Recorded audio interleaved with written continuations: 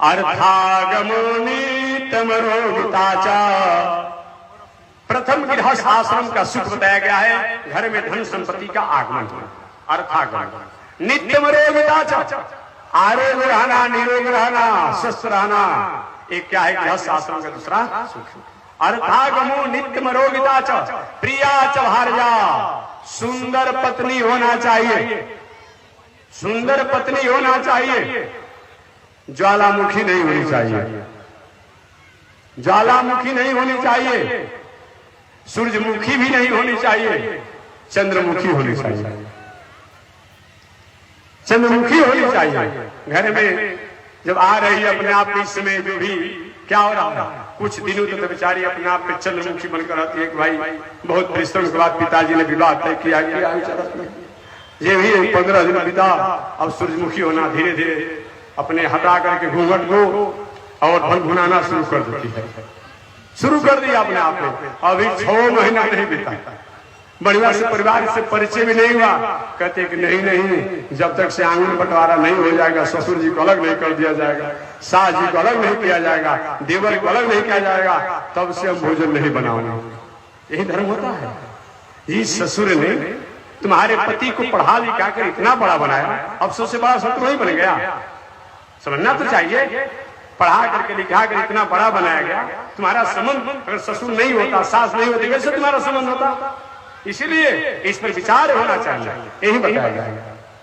तो गृहस्थ आश्रम में 6 गो सुख होना चाहिए। अर्थागमोनितमरोगिताचा, सबसे प्रथम घर में धन संपत्ति का आगमन होना, नीतिपूर्ण बिजनेस व्यापार लाभ, आरोग्य रहना, निरोग रहना, स्वस्थ रहना, एक गृहस्थ आश्रम का दूसरा सुख। अर्थागमो नित्यम रोगिताचा प्रिया च भार्या, गृहस्थ आश्रम में विवाह शादी भी होना। ये नहीं कि गृहस्थ आश्रम है और विवाह शादी तो काहे घर में चली ना शादी बन जाइए अयोध्या में, बक्सर में।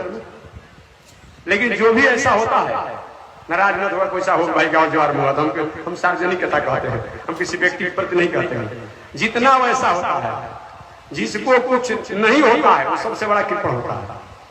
क्या देखिएगा, स्वामी जी हमारे कभी नाराज हो जाते थे। एक बार स्वामी जी से हास्य करके हमारे गुरुदेव परम पूज्य श्री श्री दंडी स्वामी जी महाराज से पूछा कि महाराज जी आप गृहस्थों तो इतना कड़ा मिजाज में क्यों रहते हैं, क्यों रहते हैं अपने आप में, और जो अपने आप जिसको कुछ नहीं होता है उसको कुछ बोलते नहीं अपने आप में। स्वामी ने हंसते हुए कहा कि हम जानते हैं कि गृहस्थ पर थोड़ा सा तिरछा करेंगे तो उसके बाल है, बच्चा है, पत्नी है, परिवार है, सब पर थोड़ा सा उसका रहेगा, लेकिन जिसको कुछ है ही नहीं उस पर हम खड़ा होकर क्या करेंगे। उसका जितना बिगड़ना है वो तो बिगड़ चुका है, अब उससे अधिक क्या बिगड़ने वाला है, क्या बिगड़ने वाला है। इसीलिए लेकिन जो भी घर होते हैं जिसके पास कुछ नहीं होता है उसी को मालिक बना देंगे, उसको कुछ नहीं है इस दुनिया में, इसमें तो कुछ नहीं है, अब वही चाबी ले लेगा अपने आप में। कोई भिक्षुक आएगा, बाबू एक मुट्ठी द्वार पर कोई नहीं, जाओ लौटा देगा। मलिक जिसका रहेगा वो तो किसी तरह से थोड़ा सा आधार रोटी दे देगा, वो नहीं देना चाहता अपने आप में।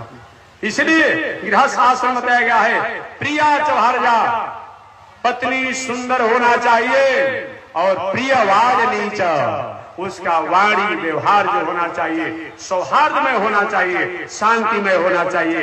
गृहस्थ आश्रम का चौथा सुख।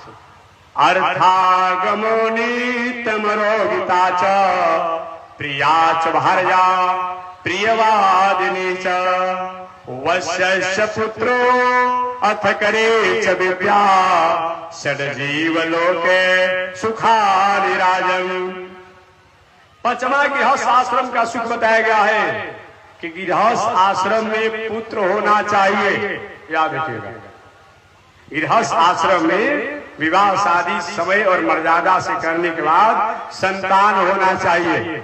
गृहस्थ आश्रम में अगर संतान नहीं होता है उस गृहस्थ को गृहस्थ कहलाने का कोई अधिकार नहीं होता है, कोई मतलब नहीं होता है।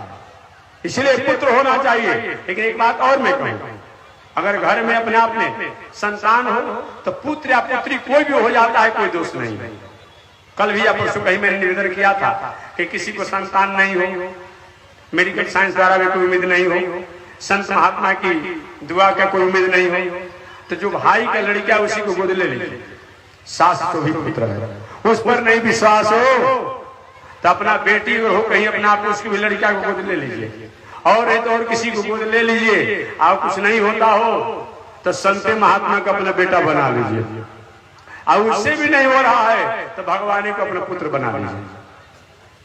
यही बताएगा।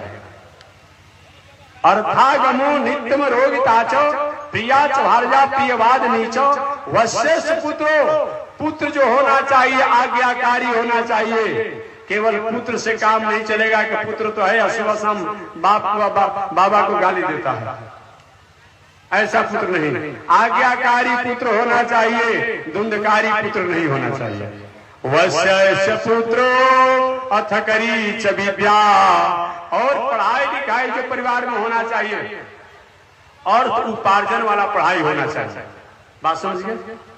अर्थ उपार्जन वाला, MBA करिए, CA करिए, होटल मैनेजमेंट करिए, ये जो पढ़ाई पढ़ते हैं पढ़ने के बाद 2-4-10 रुपए कमाने की व्यवस्था हो जा रहा है ना। अब ये नहीं कि 5 चीज से MA किए हुए और घर में मुष्टि दंड कर रही है, कागज घर सर्टिफिकेट से काम चलेगा। ऐसा पढ़ाई पढ़ना चाहिए, गृह शासन का सुख में है अपने आप में।